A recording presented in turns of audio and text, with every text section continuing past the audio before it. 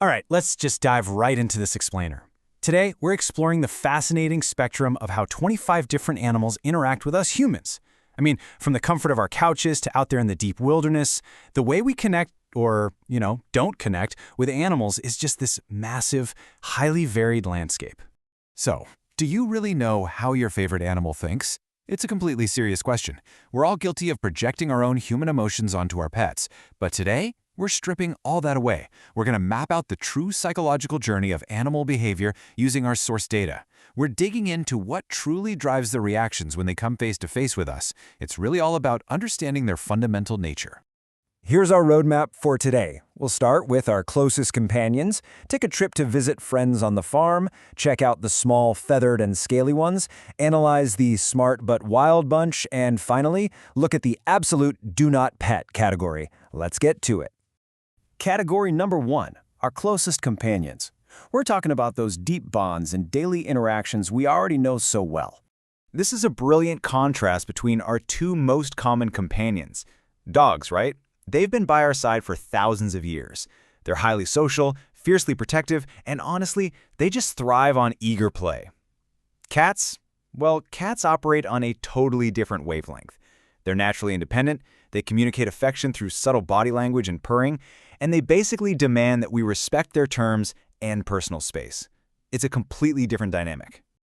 Stepping just outside the house, we meet the majestic horse. These guys are incredibly intuitive herd animals, and what really sets them apart is their profound ability to act almost like emotional mirrors.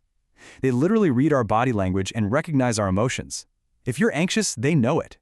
But when you build trust through a really calm approach, they become incredible partners, which is exactly why they're used so widely for riding, specialized therapy, and rigorous work. Moving on to Section 2, Friends on the Farm. Here we'll focus on curiosity and herd dynamics. When we look at the behavior of farm animals, we uncover this really fascinating spectrum.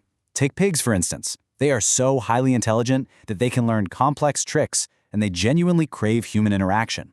Then you've got goats, famously curious, super playful, always wanting to investigate what you're doing. But then the dynamic shifts entirely. Cows are these gentle giants that rely heavily on familiar routines just to feel safe. And sheep are pretty similar. As calm, flack animals, their comfort relies entirely on having familiar caretakers around, rather than any real desire to play.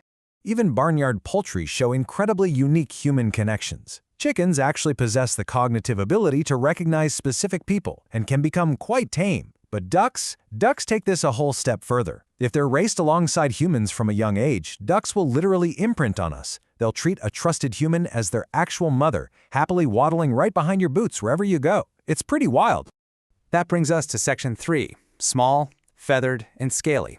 This is all about the patience approach. So, when you're interacting with small mammals like rabbits and hamsters, absolutely everything boils down to patience and gentle consistency. We have to remember their fundamental nature here. They are shy prey animals. They aren't going to just bound up to you like an excited golden retriever. The only way to win them over, to actually make them tame and affectionate, is through incredibly patient, gentle handling over a long period of time. Even within this small pet category, there's a huge behavioral spectrum. Take the guinea pig. They're so incredibly social and vocal that they'll actually whistle in pure excitement when they recognize you walking up. It's this wonderful emotional response. Now compare that to a reptile, like a turtle.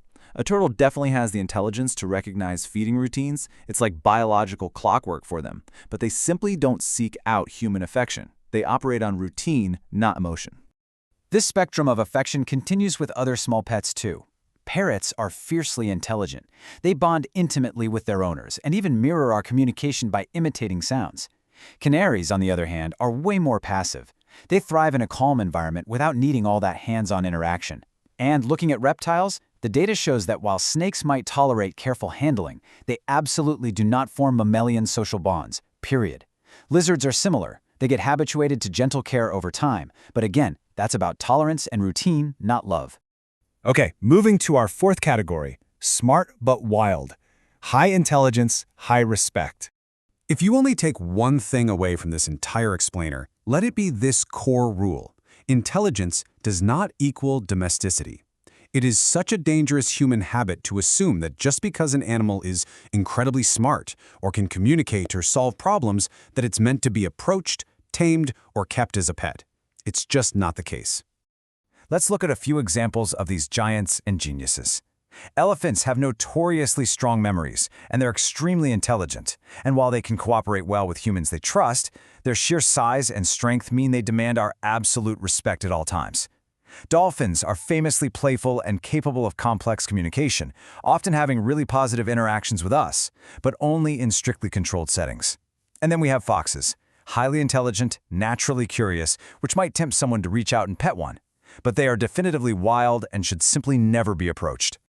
Finally, we reach the end of our spectrum in Section 5, Do Not Pet.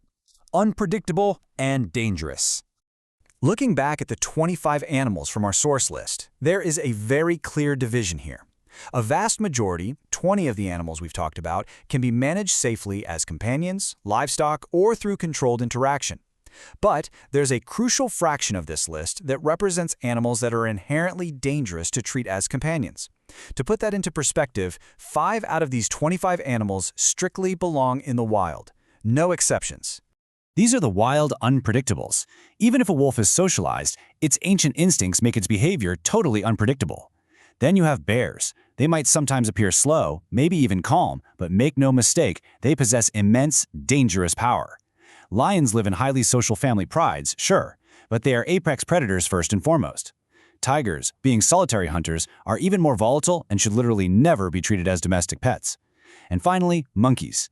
Their high intelligence makes people mistakenly think they're basically just little humans, but they can easily and suddenly become aggressive. They are disastrous household pets.